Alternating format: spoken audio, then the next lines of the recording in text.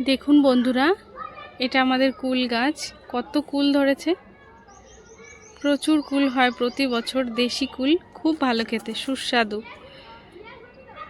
মিষ্টি। আর বাজারের পাওয়া যায় যেসব কুল, আপেল কুল, ওগুলো তো ভালো খেতে হয় না, ভালোও লাগে না, কিন্তু এই কুলটা সত্যিই ভীষণ ভালো।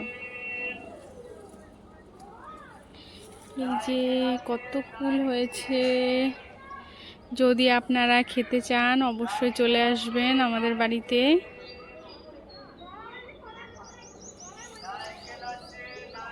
আমি কিছু পাকা কুল তুললাম এক্ষুনি গাছ থেকে। এই যে পাকা পুরো, এটা আমি তুলে নিই। হ্যাঁ, সুন্দর না?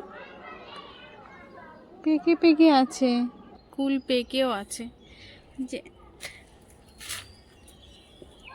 আমি তুলে নিচ্ছি, হাতে ধরলেই চলে আসছে, ফোকাস আসছে না।